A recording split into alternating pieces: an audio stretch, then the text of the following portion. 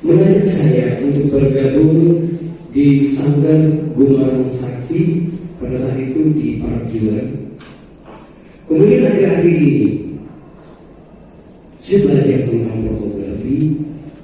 Mungkin teman-teman saya, bapak-bapak mungkin sering melihat foto-foto saya di grup Sambil Kata Datar. Mungkin bapak-bapak saya. Jadi ada beberapa hal yang patut saya sampaikan di sini. Pertama sekali adalah materi yang diberikan oleh panitia pelaksana pada saya adalah sejarah dan pengembangan silet di Kabupaten Tanah Datar. Bicara silet di Tanah Datar sesuai dengan tema yang diusung oleh Dinas Kebudayaan, strategi pengembangan silet. Bicara strategi, karena itu kita tidak lepas dari cara bagaimana kita mengembangkan silat itu sendiri. Bicara sejarah, saya tidak akan bicara lagi tentang sejarah karena Buya kita di awal tadi Bapak Abrar sudah menjelaskan tentang sejarah silat, filosofi silat. Tapi yang ingin saya bahas pada malam hari ini, saya ingin share dengan bapak-bapak, dengan saudara-saudara, dengan teman-teman, bagaimana mengembangkan silat ini berkesinambungan sampai nanti kita tua-tua. Nah, tentu kita perlu kiat untuk mengembangkan itu. Sejenak saya akan membacakan ulasan dari tulisan Bapak Haji Edi B. Malapraya, mantan Presiden Silat Antar Bangsa. Saya akan membacakan tulisan beliau. Sedikit.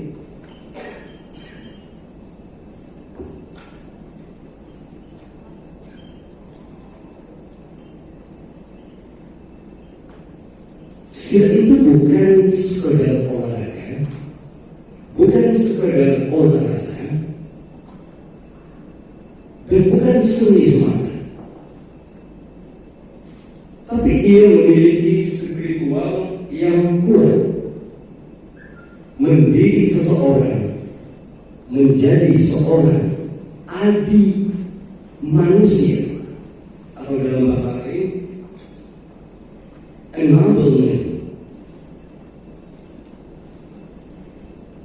Kemudian ada aspek silat yang selama ini terlupakan, yaitu kemakmuran dan keamanan.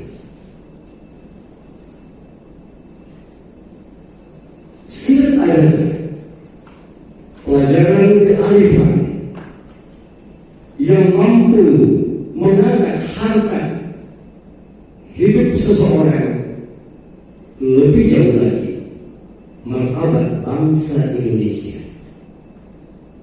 Tulisan ini mengisyaratkan kita bagaimana kita sampai kepada wisdom seperti ini. Nah, tentu ada beberapa proses langkah untuk menuju ke sana. Di dalam silet atau masing-masing perguruan, saya tidak akan membahas tentang keunggulan perguruan masing-masing, tapi setiap perguruan saya yakin bahwa mereka sudah mempersiapkan keunggulan masing-masing. Tapi bagaimana keunggulan tersebut bertahan, kemudian berjalan sesuai dengan putaran waktu. Nah, inilah yang akan kita bahas pada malam hari ini. Saya mengibaratkan sasaran silet atau perguruan silet. Kita harus punya pola. Ibarat kita memakai baju, ada pola yang pas untuk belajar. Artinya apa? Kita harus punya pola di dalam kita melaksanakan atau melatih anak didik kita di sasaran sini. Kenapa saya bicara tentang pola? Karena banyak atau beberapa perguruan kadang-kadang hidup kemudian mati, hidup lagi kemudian mati. Saya sekarang sangat prihatin terhadap kondisi yang seperti itu. Padahal pada zaman saya tahun 79-80-an itu, untuk belajar silat saja itu tantangan luar biasa. Saya belum punya kendaraan pada waktu itu, sebelumnya handphone, sebelum punya fasilitas untuk mendukung kegiatan saya belajar silat. Terkadang malam sebelum latihan berjarak 1 kilo lebih, kalau hujan itu saya patahkan pelepah pisau itu sebagai payung. Tapi hari demi hari saya pelajari, apa sih yang membuat saya kok saya harus belajar terus. Nah, kemudian pada saat saya mempelajari silat, kemudian guru saya menerangkan, beliau menjelaskan kepada saya, Les, kamu tahu apa tujuan belajar silat? Pertama beliau terangkan, belajar silat itu tujuannya adalah untuk mencari kawan. Yang kedua, untuk kesehatan. Yang ketiga, untuk mendekatkan diri kepada Tuhan. Yang keempat, untuk keimanan. Berarti tidak ada unsur untuk membela diri atau untuk bertarung dan segala macam. Lama saya merenung tentang itu. Ternyata silat itu mengajarkan kita untuk mencari sahabat sebanyak-banyaknya. Kenapa? Pada sahabat itulah kita bisa berbagi ilmu, kita bisa menimba ilmu, dan kita bisa saling mengingatkan. Yang kedua, kesehatan. Ternyata silat itu adalah olahraga yang sangat berat. Ini menurut saya sangat berat. Kenapa? Karena ujung rambutnya sampai ujung kakinya itu semua bergerak pada gerakannya.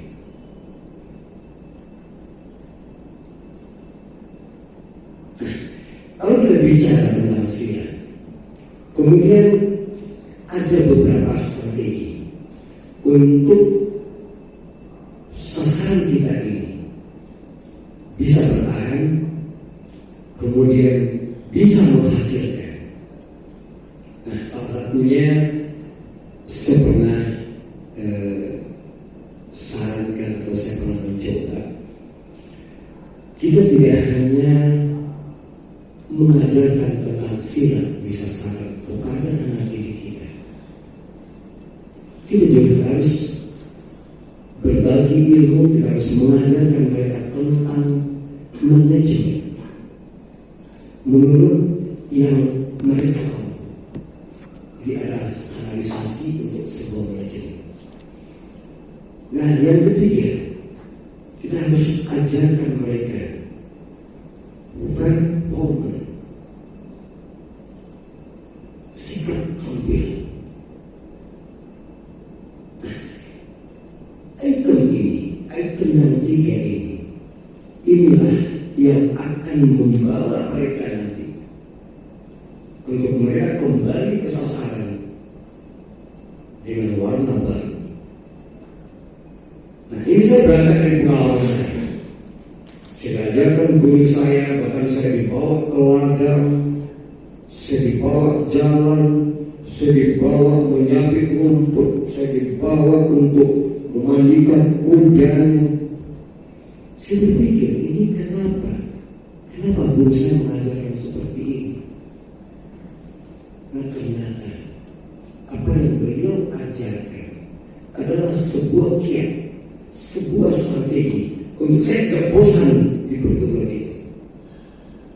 Bicara manajemen, kita harus ajarkan anak didik kita kejujuran. Mengajar sekaligus kita sebenarnya belajar.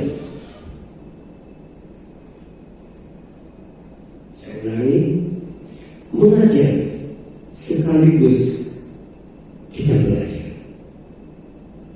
Kemudian sikap, kita harus ajarkan mereka bagaimana ngobrol dengan teman, bagaimana ngobrol dengan yang lebih tua, kemudian bagaimana ngobrol dengan orang yang tua-tua. Nah, inilah 3 item yang saya bentangkan kepada teman-teman saya, bapak-bapak yang saya bangga. Bapak-bapak, saudara, pelaku adalah orang-orang yang luar biasa di mata saya. Saya kadang sering menangis. Saya orang kampung, saya tidak orang kaya, tapi silat mengantarkan saya ke beberapa benua. Satu Afrika yang belum saya jajaki, silat yang mengantarkan saya, Pak. Jadi saya bangga.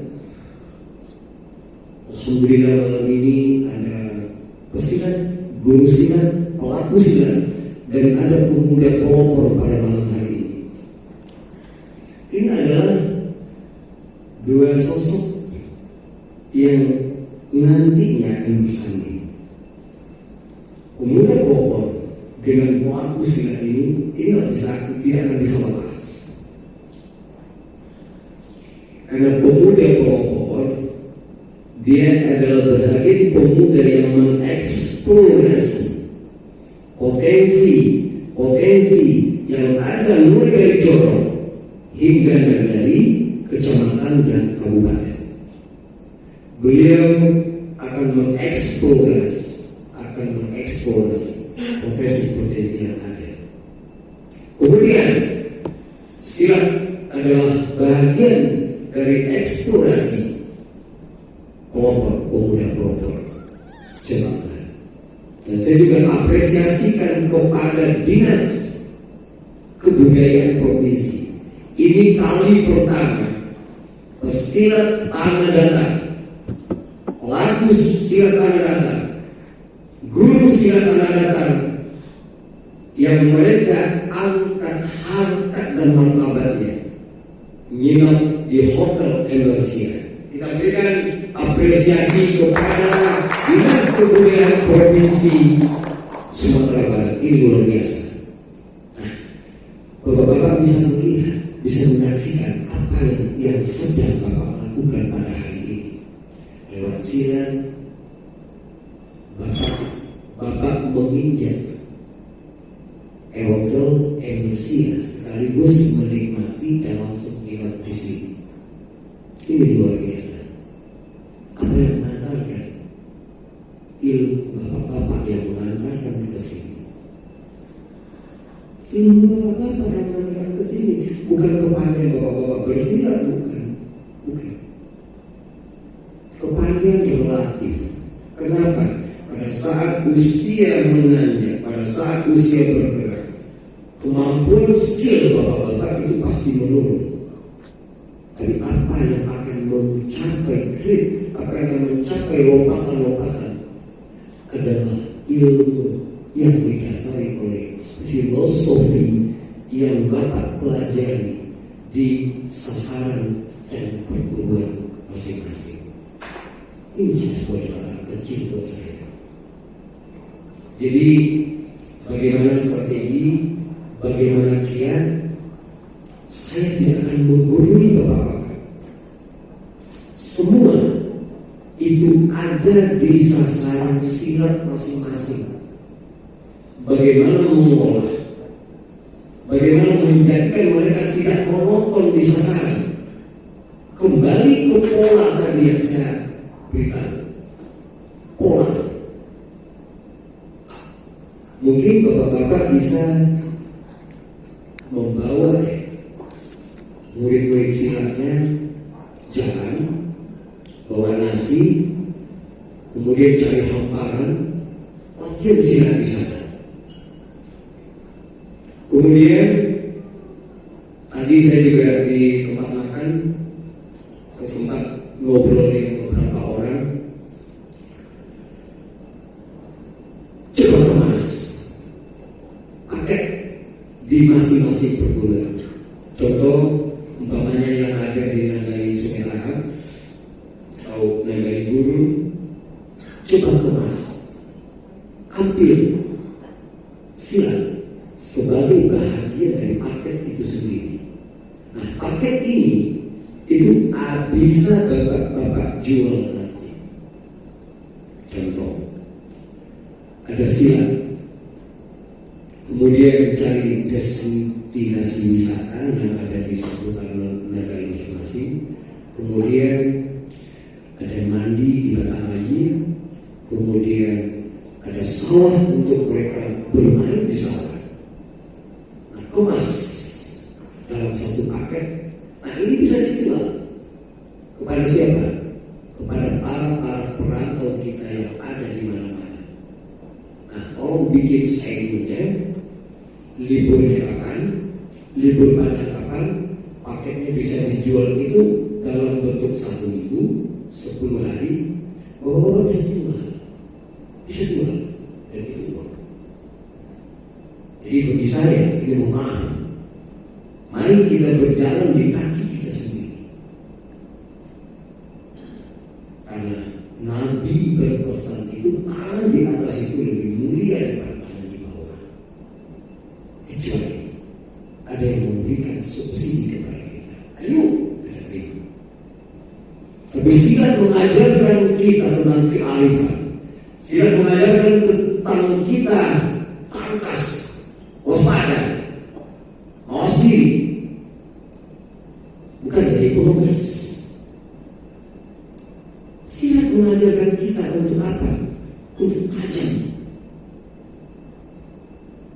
Silat mengajarkan kita tentang perasa. Jadi kita harus melakukan manuver-manuver itu di perguruan kita masing-masing.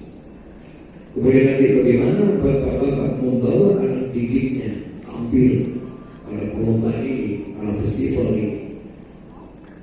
Tata dulu mereka. Jangan ada nanti yang mereka pakai celana silat di dalamnya ada celana jin. Nah, ini salah satu hal kecil, tapi itu sangat mengganggu. Itulah yang saya bilang tadi, atau dalam istilahnya sikap tampil.